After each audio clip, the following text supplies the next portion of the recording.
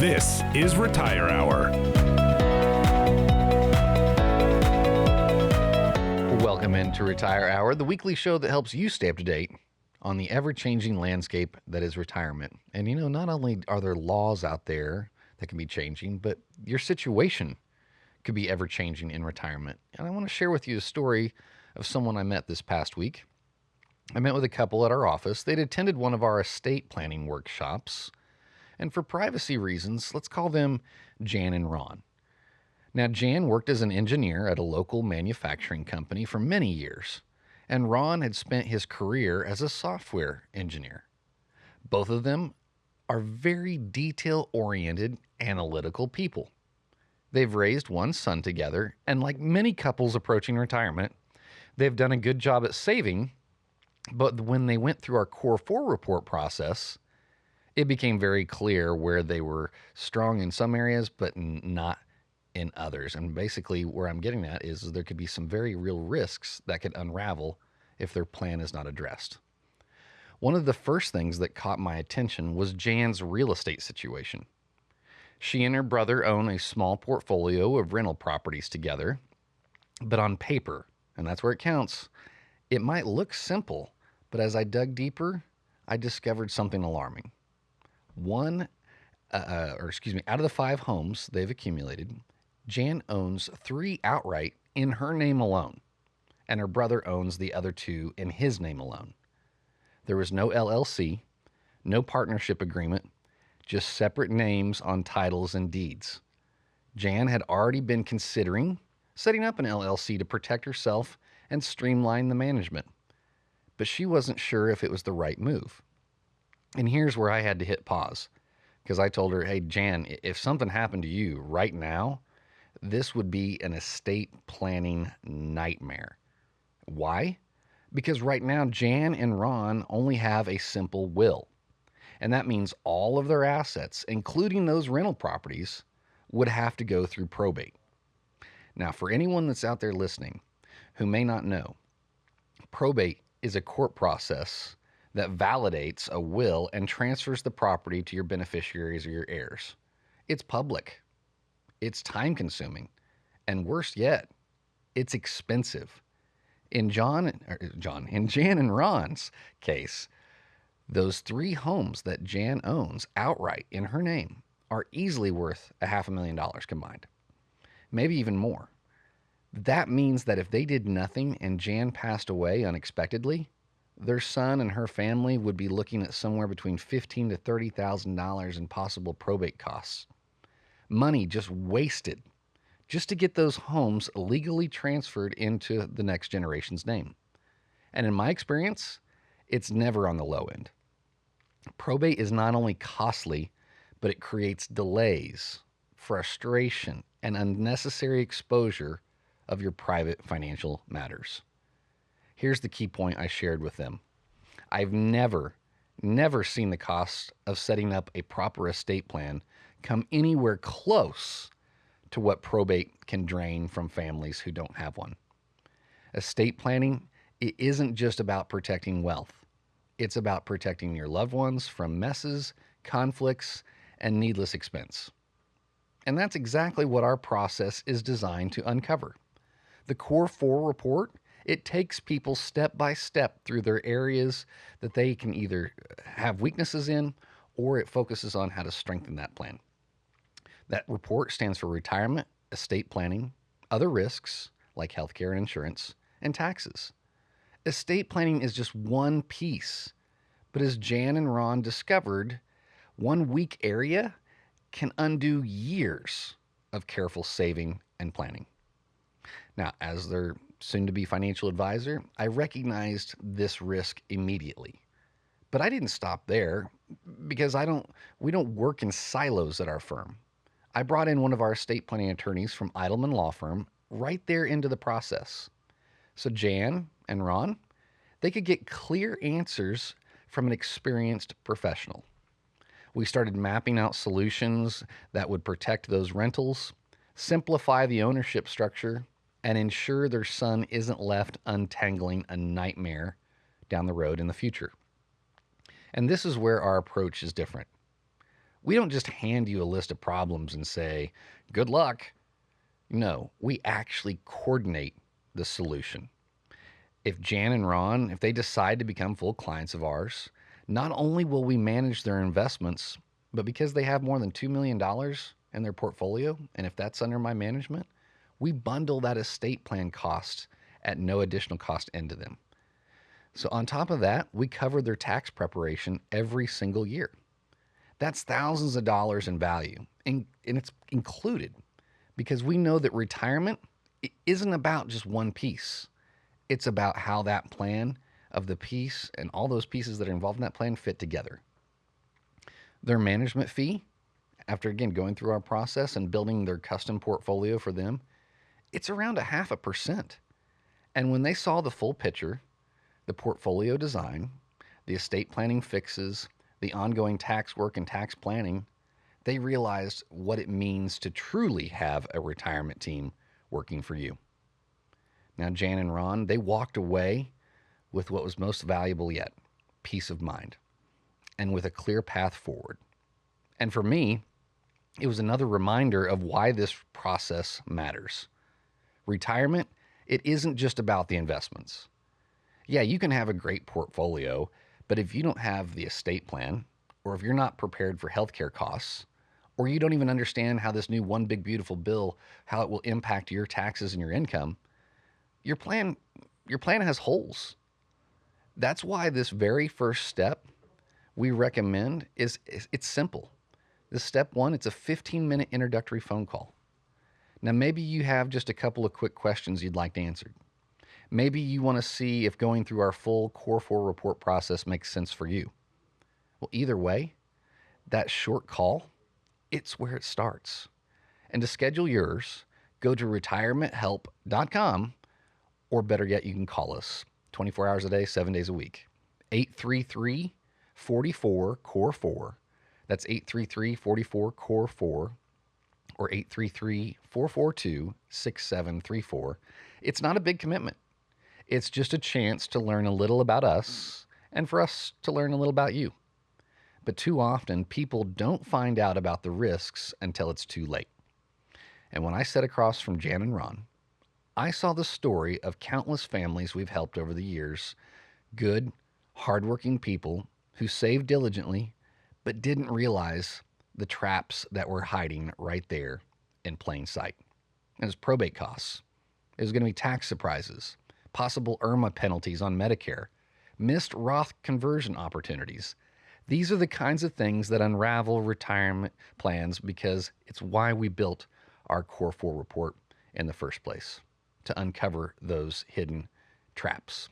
So here's my message to you.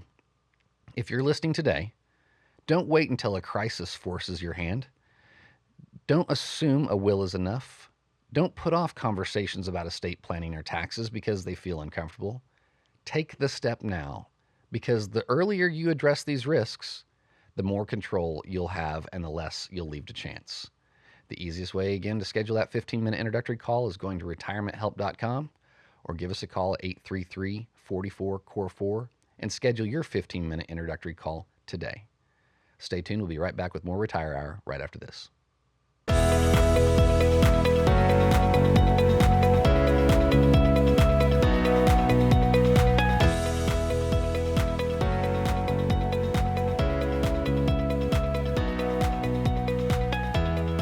Welcome back into Retire Hour, the weekly show that helps you stay up to date on the ever-changing landscape that is retirement. I'm your host, Matt Goolsby, and in the first segment, we were talking about Jan and Ron, about how they came to one of our estate planning classes.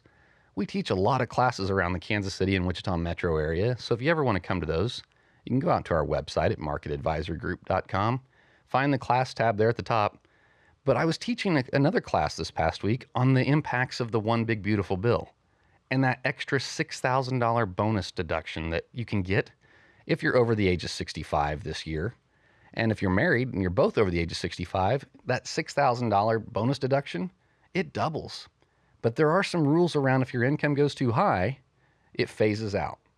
But I was meeting with a gal and after the class, and for protecting her identity's sake, let's call her Sarah. Now, Sarah actually was a teacher here in town, and her husband was a teacher as well.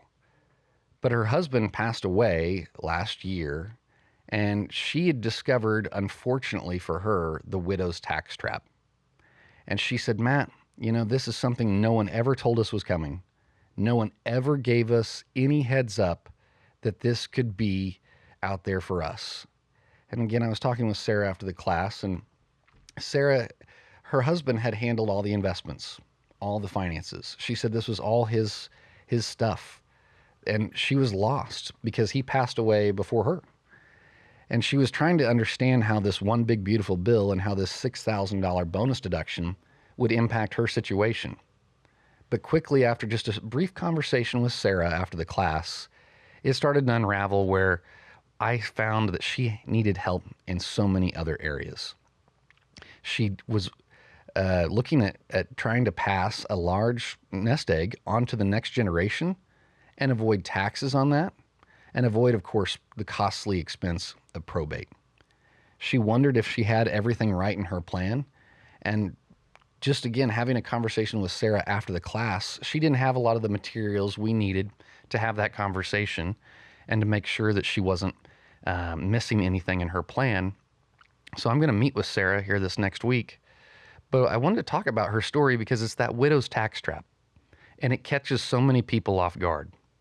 When I came to that portion of the class and started talking about it, Sarah was emphatically shaking her head yes, that this was something that caught her out of the blue. And the widow's tax trap is simple. So this year, if you're married, the top of the 12% tax bracket, it's just around $97,000. I think it's $96,950.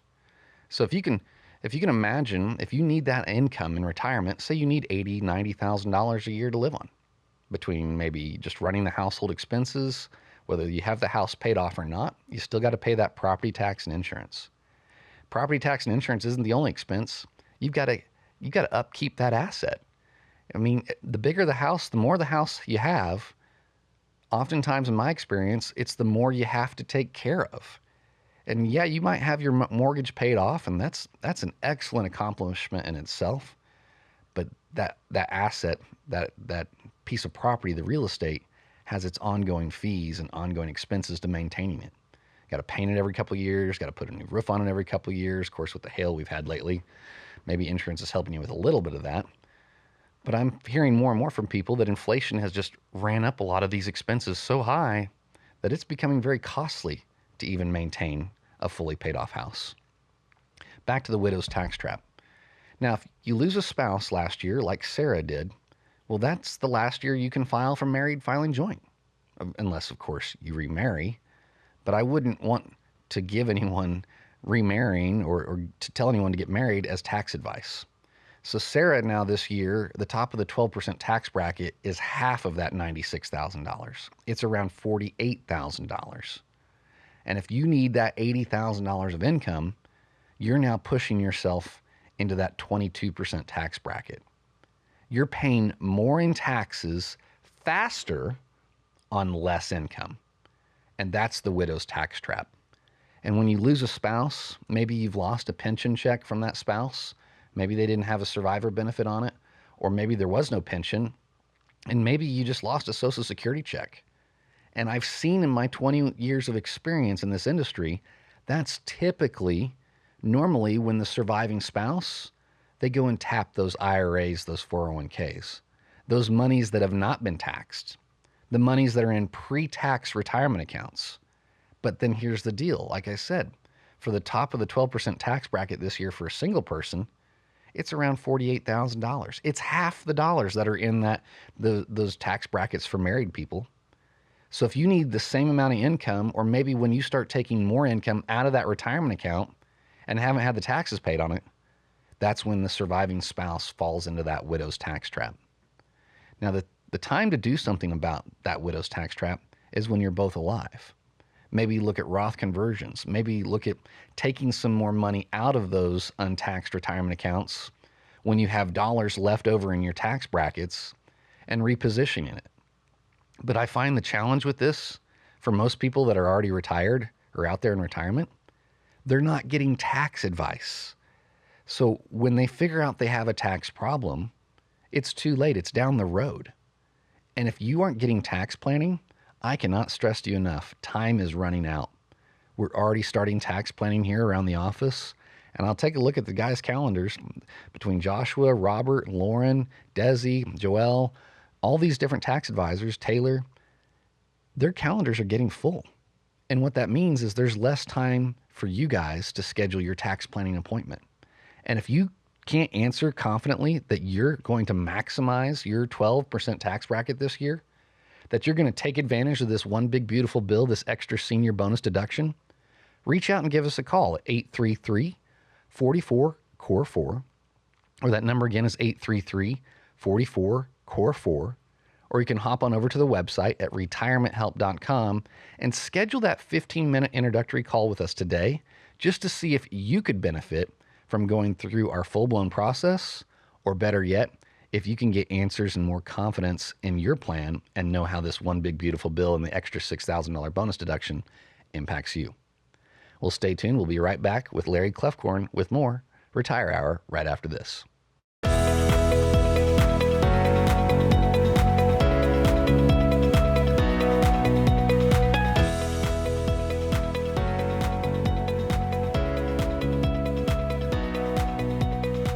Welcome back into Retire Hour, the weekly show that helps you stay up to date on the ever-changing landscape of retirement. You know, we've seen a lot of economic numbers out lately, and the Federal Reserve lowered rates this past week. But what I've noticed is the M2 money supply. There's like over $7.5 trillion sitting out there in money markets and CDs and things like that. Do you think a lot of people are just sitting on the sidelines because the markets are at all-time highs? I heard the number of dollars is in the trillions. Yeah, and it's pretty high. And now, with the markets at all-time highs, do you think people are just scared to get in the market, or do you think maybe people are waiting for a big pullback and then some of that money goes into the market? Good questions. In fact, those are the questions I'm hearing now. I'm hearing people talk about, this market keeps going up. And so one poses the question of, I have money sitting on the sidelines. What should I do, Larry? Isn't it likely that the market is going to pull back maybe 10% at some point, and then I should buy? Then I have people who are asking this question, isn't it likely to keep going up and leave me behind and my money lose out? So people are conflicted. They want advice. They don't realize my crystal ball broke. Your magic 8 ball. Yeah. And, but these are the things that people are struggling with. And when we're at all-time highs and it seems like we just keep making new highs, people start to feel invincible. And it's when that particular attitude becomes prevalent, then that's when things will back up. Something can take place. And here's the other thing. When the market is pulling back, and let's say it pulls back to 5%, and then it starts pulling back a little further, you don't know if it's going to stop at 10%. You don't know that if you go ahead and invest a whole lot more money, then that it's not going to go on down 20 or 30, and then the pandemic hit, or the financial crisis, or whatever it is, Mm-hmm. or the war in Europe, or Right. whatever the next calamity is. Most people in retirement don't want to have those volatile swings. Right. Another one I'm hearing is I have some CDs coming due, and at this point, I think I might be better off putting it in the market. I hate to renew where the rates are now because they're going down, and I heard they're cutting rates, and I'm really concerned about that. And my thoughts that go along with that is, see, this is the dilemma. You pulled some money, you put it in what you thought was a sure thing. Turns out that if that was non-qualified money, you really didn't get 5%. Yep. You got less because of your taxes. You had to pay taxes on those interests that you made, and you maybe didn't even need the income. Yep. And it, had you been in the market, you would have made double-digit returns easy. You would have made a great deal more. Of course, there was risk with that. Sure. But you could be completely safe, just like you are with the CD, but you could have done better than 5%. It wouldn't have been necessarily a guaranteed rate, but now you and I have the actual experience of seeing people doing better than CDs, and yet in a safe vehicle. That's true.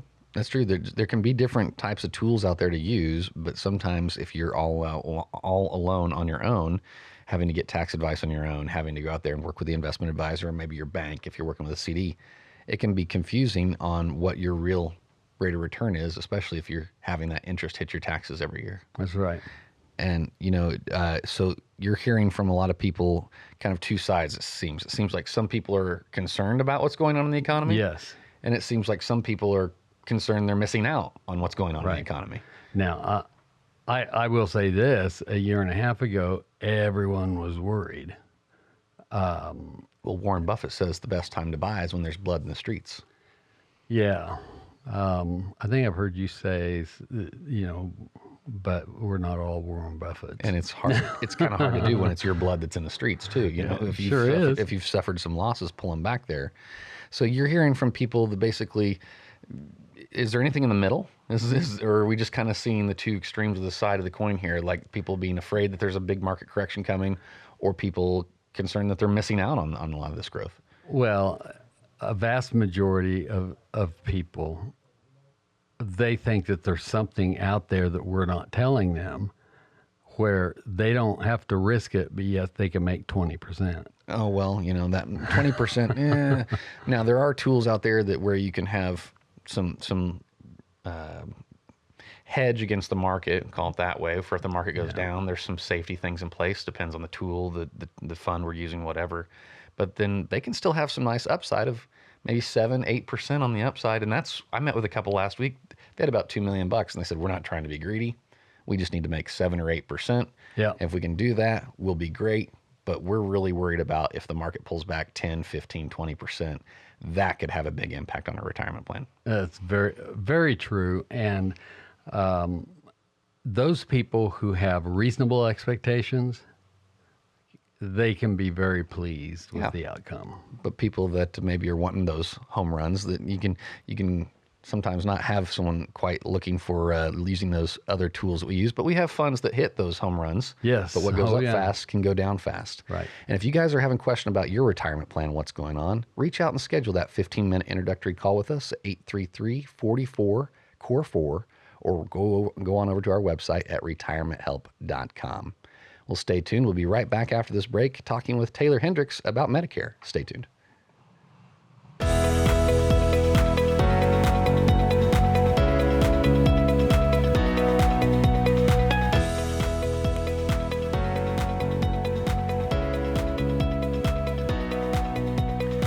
Slight programming change. We're not going to talk with Taylor Hendricks with Market Medicare Advisors. She's stuck in traffic. We're going to talk with Gerald Eidelman of Eidelman Law Firm. And you wanted to talk to us this week about protecting your legacy, meaning like your nest egg, maybe your house, from nursing home costs. That's right. That's right. So how do you do that? Well, You put it on a lockbox in the backyard and you bury a hole? you wish you could.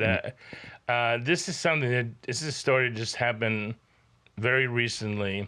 We had a couple of clients who came in to protect their home. It was last year, and we did all the proper documentation, but for different reasons, they didn't sign up. They were They were reviewing it. They came back to see us.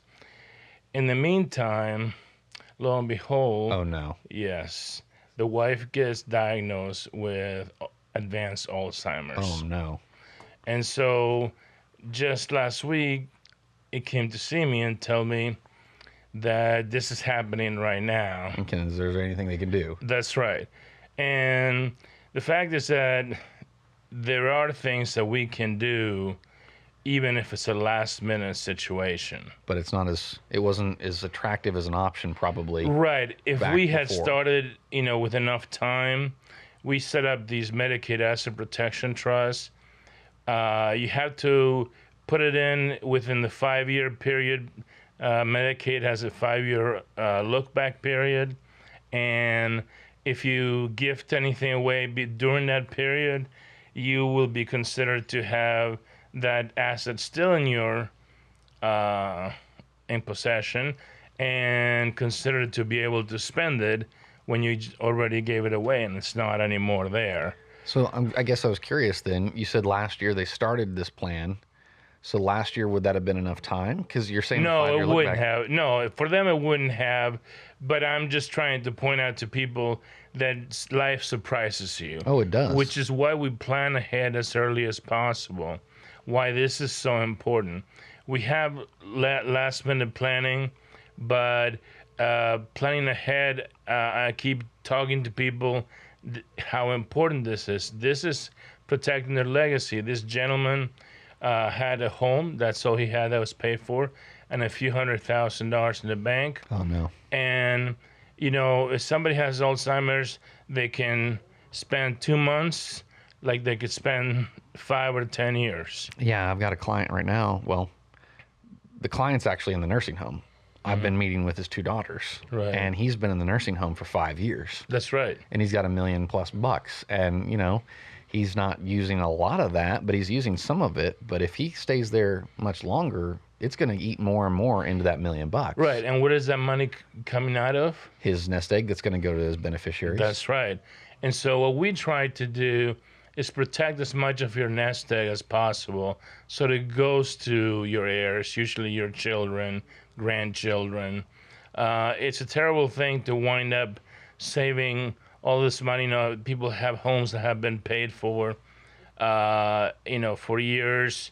They have worked so hard to save money, and just one long-term care event completely wipes them out.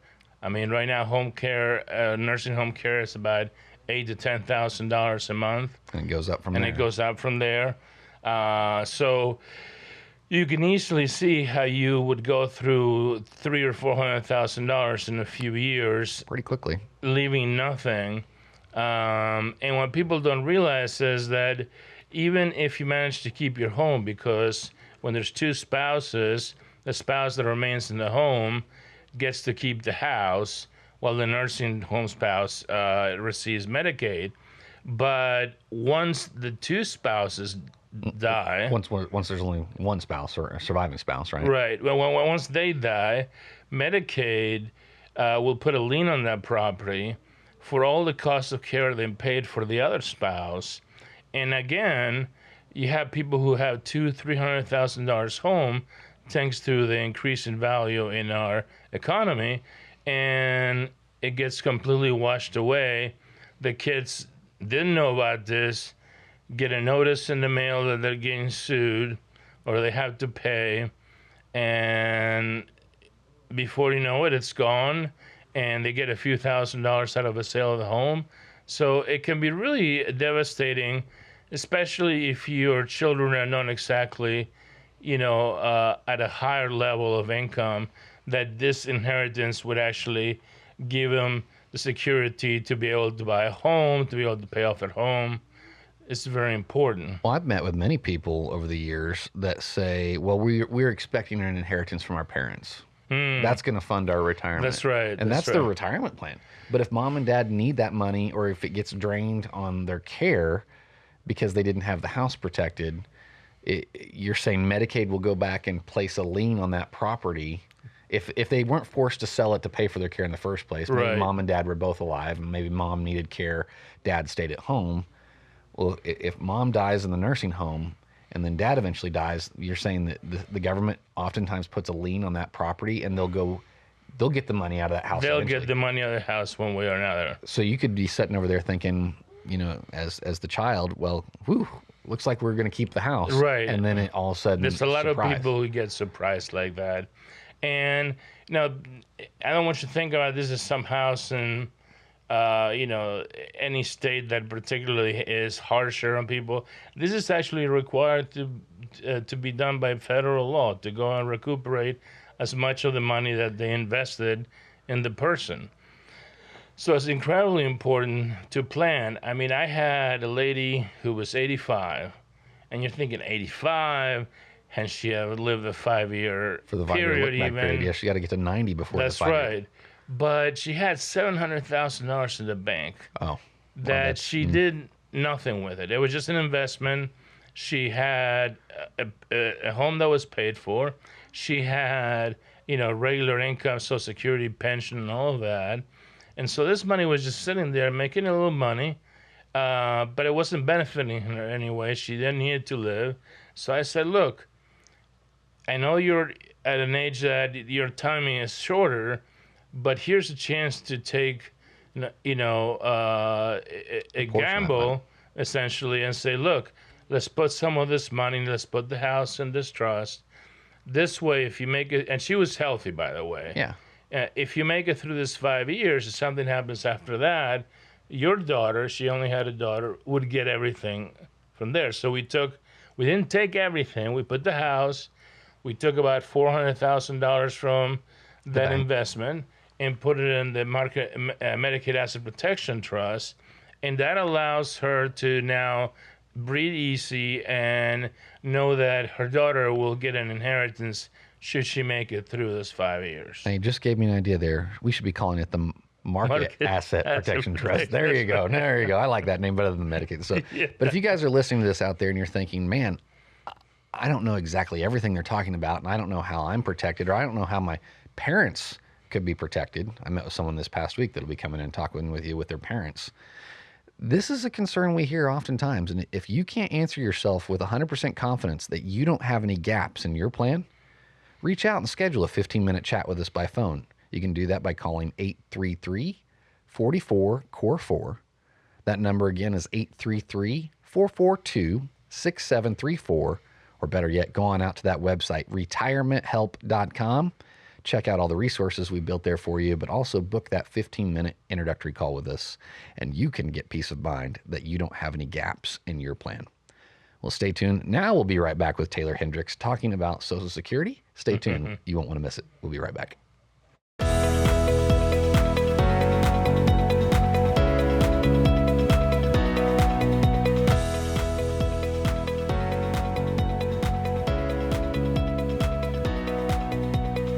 Welcome back into Retire Hour, the weekly show that helps you stay up to date on the ever-changing landscape that is retirement. I'm your host, Matt Goolsby, and I was talking about this class I was teaching this past week, the One Big Beautiful Bill, on how that impacts people.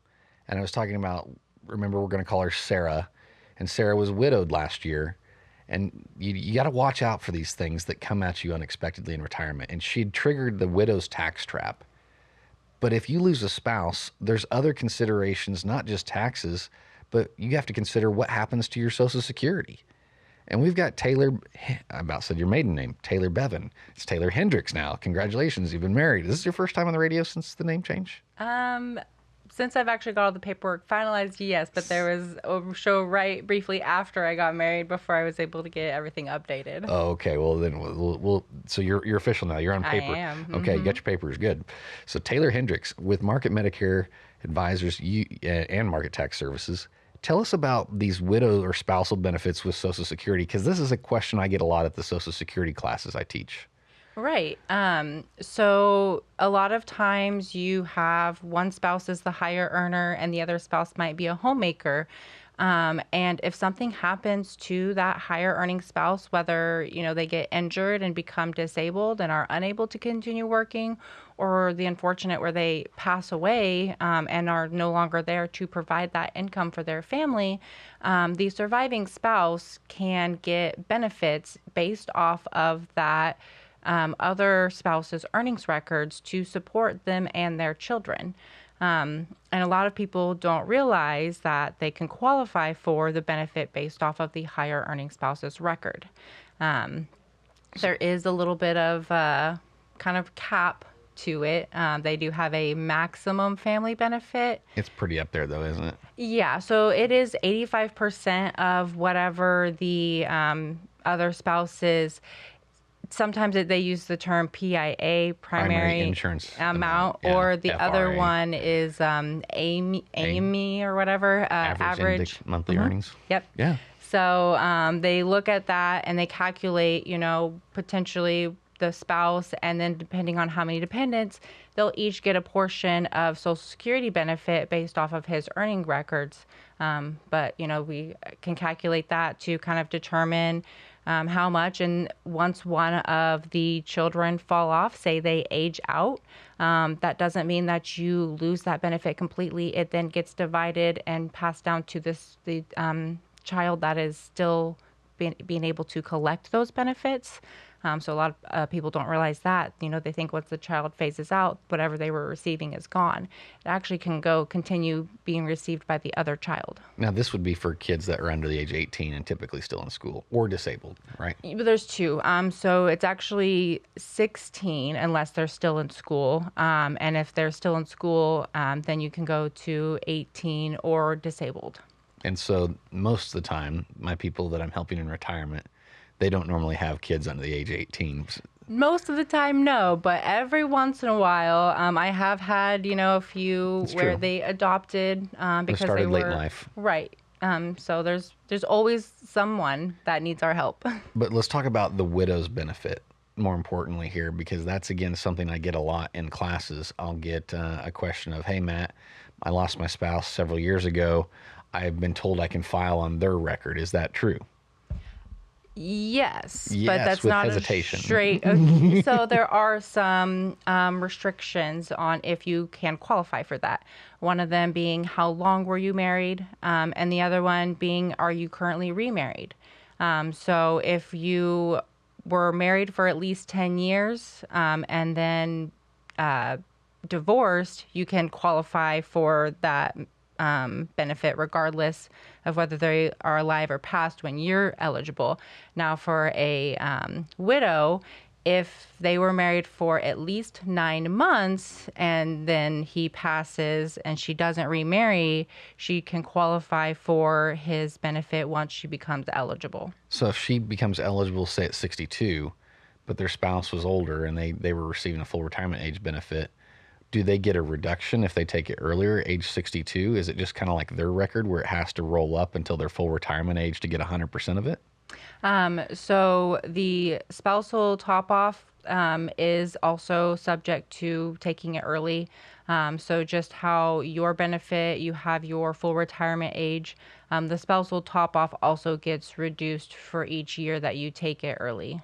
So this, just like everything else with the government, Social Security is something you probably need to have someone that can navigate it and help you walk through all these issues. Right, because there's a lot of options out there. And a lot of gotchas and a lot of if this, then that. And if you're born in a month with 5 Tuesdays and a full moon, carry the 1 minus the 5. All these stupid government formulas, it can get confusing. Yeah, when you're in that span, when they were increasing the full retirement age and you've got the 66 and 10 months or something like that, a lot of people are like, well, it's 10 months from my birth month or what? And yeah. It can be confusing. And if you guys don't have someone that can help you navigate these issues, reach out and schedule a 15-minute chat with us by phone. And you can do that by calling 833-44-CORE4, or that number again is 833-442-6734, or better yet, hop on out to that website, retirementhelp.com. It's a great resource, provided you a lot of education there.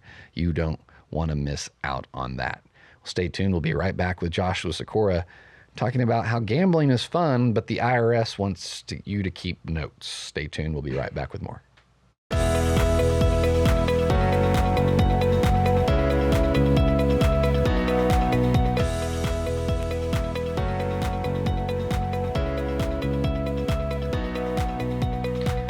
Well, it's time for the tax time of our show. About said presentation, our weekly presentation. It's time for the tax, man to come in and give us the tax tips. So you're saying there's differences in gambling that I have to document all this stuff if I do go gamble? Buckle up, and I think by the time I'm done, you're going to want to take notes. Okay. Okay, so we know that you go gambling, right? Every once in a while. Every once in a while, it's a good time, have fun for a few hours, right? And everybody knows that when you win, you're supposed to pay taxes on the wins. And a lot of people know, not everybody, a lot of people know that the losses are only deductible if you itemize. Oh. And on the state side, not all states let you itemize those losses. Like Kansas, for example, you don't get to if you're itemizing, you don't get to deduct those losses. Really? So that's kind of a too bad. And under the One Big Beautiful Bill Act, your losses are reduced by 10%. So there's a really good chance that you have to pay tax on some of your winnings, even if you're itemizing, which is also a big if. I don't even think I've been to the casino this year, but what I'm hearing out here is if I lose, well, I hope you had fun because that was what, that was the sense. But if I win, sounds like I'm really screwed on taxes. Yeah. Federal taxes, state taxes makes more of not your Social Security, but a person's Social Security taxable. It can push them up into IRMA. But if you're taking notes as you go, let me take a step back. Tax courts, the IRS knows it's not practical to keep track of every transaction. They understand that. Most people, when they pay tax on their wins and try to deduct their losses, they're doing that all under the transaction method. But there's a different way you can do it so long as you take notes. It's called a session method. And the session method says that you can net out what you do in a gambling session. And that is when you're at the same casino, the same time, like in a day, on the same type of wager. So like you can't net your slot machine versus your card games, for example, right? Oh. Or if you leave and come back, those are different sessions. But inside of a session, you can net what happens. So if you won $800 but lost $1,000, well, that's a $200 loss for that session. And while the loss isn't deductible, you don't have to pay tax on the wins. So I think you'll remember that time I left you that little W2G on your desk where it did happen. There was a nice win. And again, I don't even think I've been to the casino this year. No, I didn't think about that, but I don't think so. But you get that government form that says you owe taxes. So if I would have just turned around and gave it all back in that same session, which is, highly likely. It can happen, sure. That's what gambling is. But if you give it all back and you're actually down, how do you... That form says I actually won something. So now it's recorded with the government I won something. I have to keep notes that says I lost. Right, because even if you did lose it all, if you don't have records that you can show me your friendly neighborhood tax preparer, how your sessions went, I can't put it on the return appropriately. So, a lot of times when we talk about keeping records, people don't do it. And so then we have to work with them to recreate those records.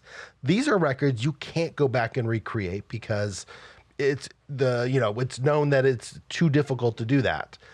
If you keep the records though, as these transactions happen, you're going through these gambling sessions, there is a different way to claim it on your return that gets you a much better tax answer. But you gotta do the paperwork as it goes. It just seems like everything the government touches, you got to have records. You got to do it the right way. You better get advice because if you don't do it the right way before, then it's going to cost you more money after the fact. That's right. I mean, and that very same concept applies to other things.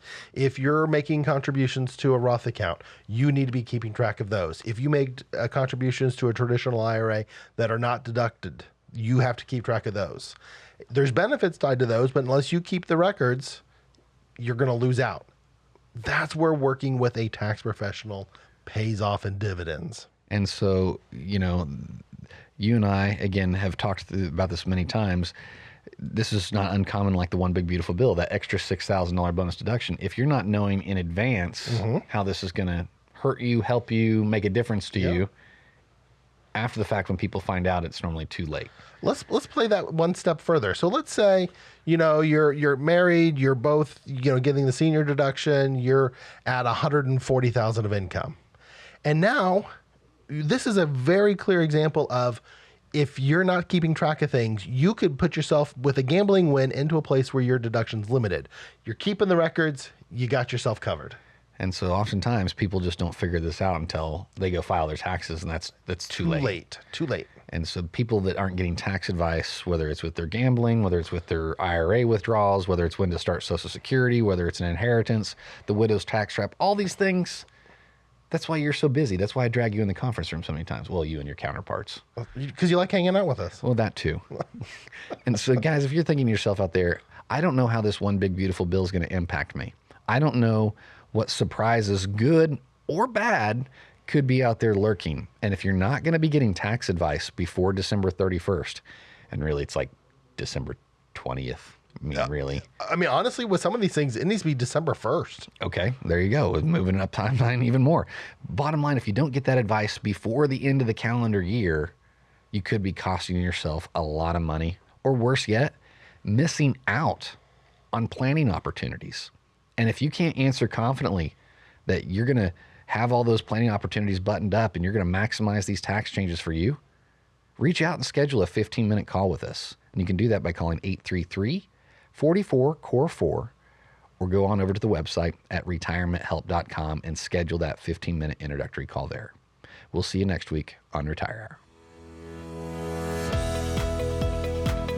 Investment advisory services are duly offered through Foundations Investment Advisors LLC, an SEC-registered investment advisor, and Market Investment Group LLC, an SEC-registered investment advisor. The investment advisor representatives of Market are also affiliated with and registered through Foundations Investment Advisors LLC, and may provide services on behalf of both firms to client or prospective clients where properly licensed or exempt. This show is presented by Market Investment Group LLC, an SEC-registered investment advisor that only conducts business in jurisdictions where it is properly registered or is excluded or exempted from registration requirements. Registration as an investment advisor is not an endorsement of the firm by securities regulators and does not mean that the advisor has achieved a specific level of skill or ability. The firm is not engaged in the practice of law or accounting. The information presented is believed to be current. It should not be viewed as personalized investment advice. All expressions of opinion reflect the judgment of the presenter on the date of the show's publication and are subject to change. The information presented is not an offer to buy or sell or a solicitation of any offer to buy or sell any of the securities discussed. You should consult with a professional advisor before implementing any of the strategies discussed. Any legal or tax information provided in this show is general in nature. Always consult an attorney or tax professional regarding your specific legal or tax situation. Annuity and life insurance guarantees are subject to the claims paying ability of the issuing insurance company. If you withdraw money from or surrender your contract within a certain time after investing, the insurance company may assess a surrender charge. Withdrawals may be subject to tax penalties and income taxes. Persons selling annuities and other insurance products receive compensation for these transactions. These commissions are separate and distinct from fees charged for advisory services. Insurance products also contain additional fees and expenses. Social Security rules and regulations are subject to change at any time. Always consult with your local Social Security office before acting upon any information provided herein. A Roth conversion may not be suitable for your situation. The primary goal in converting retirement assets into a Roth IRA is to reduce the future tax liability on the distributions you take in retirement or on the distributions of your beneficiaries. The information provided is to help you determine whether or not a Roth IRA conversion may be appropriate for your particular circumstances. Please review your retirement savings, tax, and legacy planning strategies with your legal/tax advisor to be sure a Roth IRA conversion fits into your planning strategies. This is not endorsed by the U.S. government or associated with any federal Medicare program. We do not offer every plan available in your area. Any information we provide is limited to those plans we do offer in your area. Please contact Medicare.gov or 1-800-MEDICARE to get information on all your options. All client or prospective client names have been changed to protect the identities of the individuals discussed. All rights reserved.